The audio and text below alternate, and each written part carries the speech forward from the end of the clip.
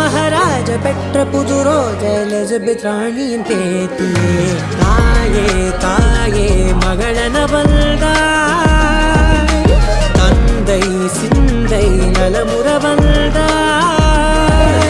நீயே லோகம் என்று ஆனாய் பெண்ணே, என்னை ஆளும் தெய்வம் நீதான் கண்ணே. பெற்றது நானா இல்லை உன் மகனே நானம்மா. தாயே தாயே மகளனவள்தாய், தந்தை சிந்தை நலமுறவள்தாய். அடிப்படையாக கொண்டு பின்பற்றப்படுகின்றன. ரமலான் மாதத்திற்கான பிறை தெரிந்தவுடன் நோன்பு தொடங்கும். சவுதி அரேபியா, துபாய் உள்ளிட்ட நாடுகளில் பிறை தெரிந்ததை அடுத்து நேற்று முதல் ரமலான் நோன்பு தொடங்கியது.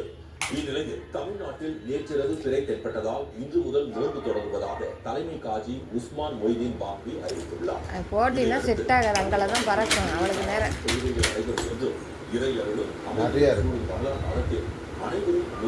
அவளுக்கு நேரா போகாதாங்க பாரு. அவள் இந்த காலகட்டத்தில் இஸ்லாமியர்கள் தினமும் உணவு உண்ணாமல் நோன்பு இருந்து அதன் பிறகு இஃப்தார் விருந்துடன் நோன்பை முடிப்பார்கள்.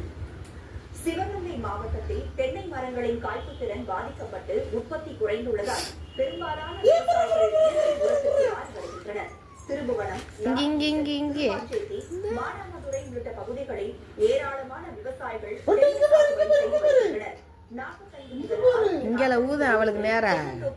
தேங்காய் அறுவடை நடைபெறும். இந்நிலையில் சில மாதங்களாக காய்ச்சி விளைக்க தொடங்கும் போதே தென்னை முருங்கைகள் அதிகளவு உதிர்ந்து